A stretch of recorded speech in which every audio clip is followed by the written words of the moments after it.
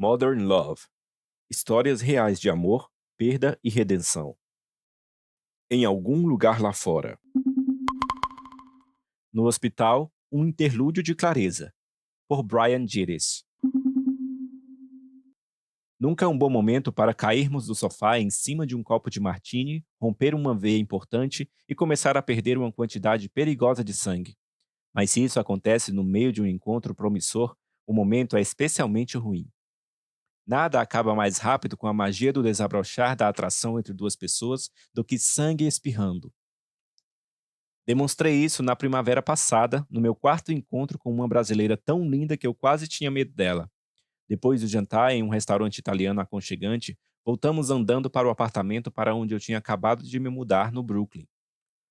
Aquela era a primeira vez que eu morava na cidade sem dividir apartamento com ninguém e estava ansioso para aproveitar a privacidade recém-conquistada. E as coisas estavam indo bem. Há um certo romantismo envolvido em beber em copos elegantes, em uma sala sem mobília, cheia de caixas ainda por abrir.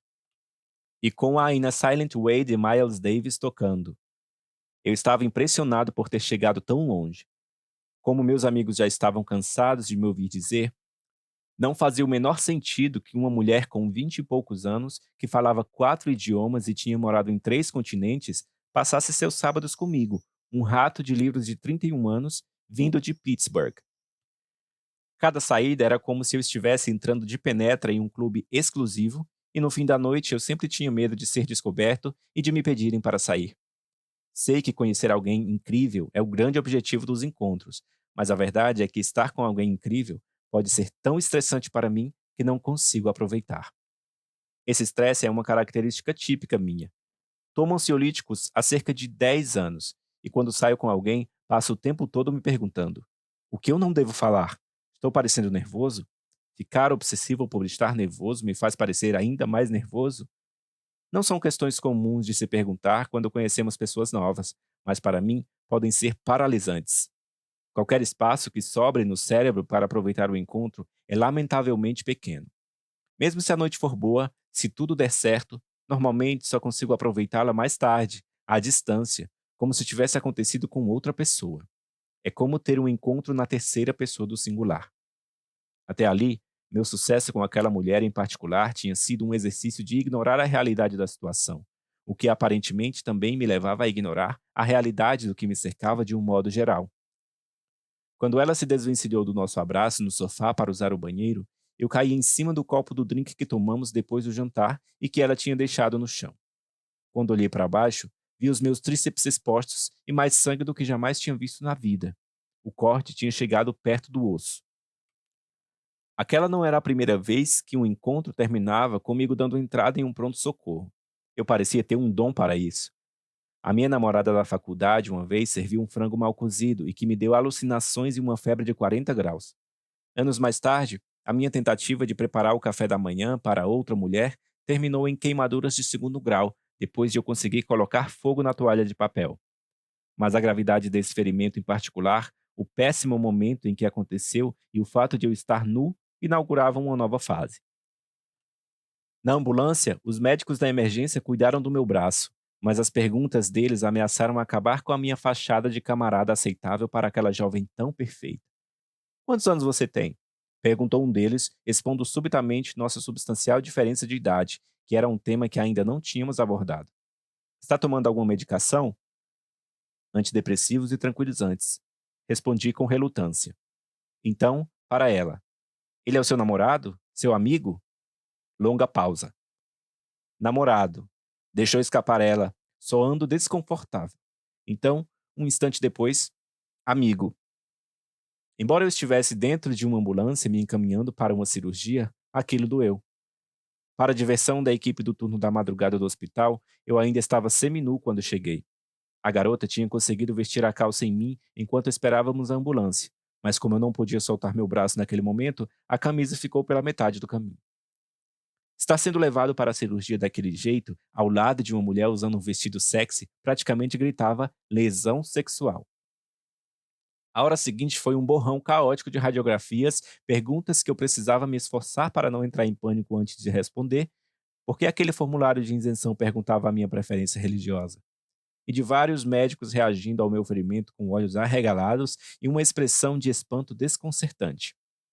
Quando eu perguntei: "Não vou perder o braço, não é?", a resposta foi um perturbador: "Acho que não".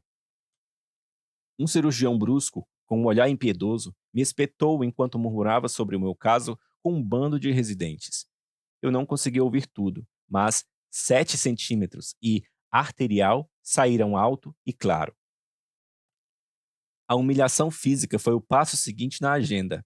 Antes da operação, a garota que estava comigo conseguiu ver uma enfermeira tirar meu corpo molenga iluminado pela lâmpada fluorescente de dentro do jeans ensanguentado e vesti-lo com uma camisola do hospital. Eu nos imaginei sentado para jantar dali a uma semana com aquela cena nada lisonjeira pairando entre nós, enquanto eu apontava o que queria do cardápio para o garçom com um gancho fazendo as vezes do meu braço. Então estava na hora. Lembro que as luzes da sala de cirurgia eram muito claras. Lembro de me dizerem que estava prestes a me anestesiar. E de repente, escuridão. Acordei zonzo. Tanto o meu braço quanto a garota com quem eu estava saindo ainda estavam ali. A cirurgia tinha ocorrido bem, mas o protocolo exigia que eu ficasse na sala de emergência por mais 6 horas. Deixe-me registrar brevemente que essa é uma terrível quantidade de tempo para uma mulher e eu sermos deixados sozinhos, sem luz suave, nem álcool, nem um filme para assistir ou aperitivos para beliscar, e sem saída de emergência em caso de constrangimento. A ansiedade visita algumas pessoas em uma precipitação violenta, como uma tempestade elétrica. No meu caso, ela se insinua aos poucos, insidiosamente, como uma bruma se adensando.